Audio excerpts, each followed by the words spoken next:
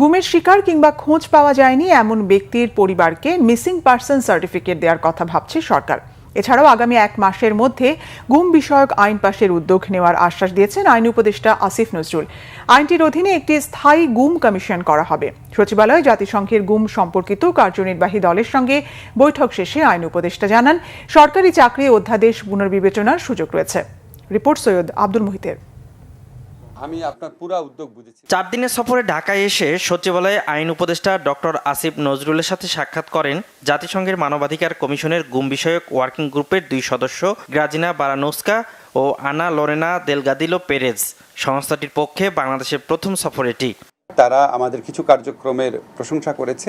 পরে বৈঠকের বিস্তারিত তুলে ধরেন আইন উপদেষ্টা। মিসিং পার্সন সার্টিফিকেট সেটা আমরা বিবেচনা করছি।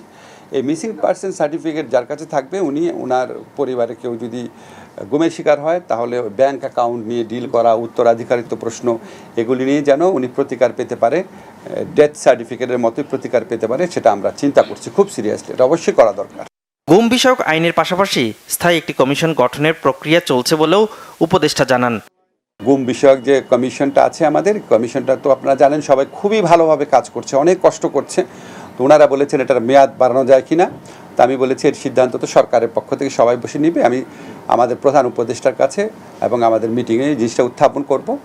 তবে আমি তাদেরকে এটাও বলেছি, আমরা গুম বিষয়ক যে আইন করব সেই আইনের অধীনেও আমরা একটা খুব শক্তিশালী কমিশন গঠন করার ইচ্ছা রাখি, আশা করি আর কি। আগামী 1 মাসের মধ্যে গুম বিষয়ক আইনটা এবং সিআরপিসির যে অ্যামেন্ডমেন্টটা সেটা হয়ে যাবে। সরকারি চাকরি অধ্যাদেশ সংশোধনের সুপারিশের পরিপ্রেক্ষিতে উপদেষ্টা পরিষদ চূড়ান্ত সিদ্ধান্ত নেবে বলেও উল্লেখ করেন আইন উপদেষ্টা। অবশ্যই এটা পুনর্বিবেচনার স্কোপ রয়েছে কিছু কিছু জায়গাতে। আমি শুধু একটা জিনিস আপনাকে বলতে পারি, সরকার কোনো অসৎ উদ্দেশ্যে আইনটা করে নাই।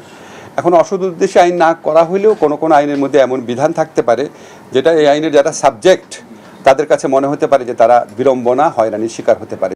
আন্দোলনকারীদের দাবির বিষয় নিয়ে সোমবার সচিবালয়ে বৈঠকের পর সেখানকার সুপারিশ প্রধান উপদেষ্টার দপ্তরে পাঠাবে এ সংক্রান্ত কমিটি। পরিবাররা অনেক ভুগে। সৈয়দ আব্দুল মুহিত, বাংলা ভিশন, ঢাকা।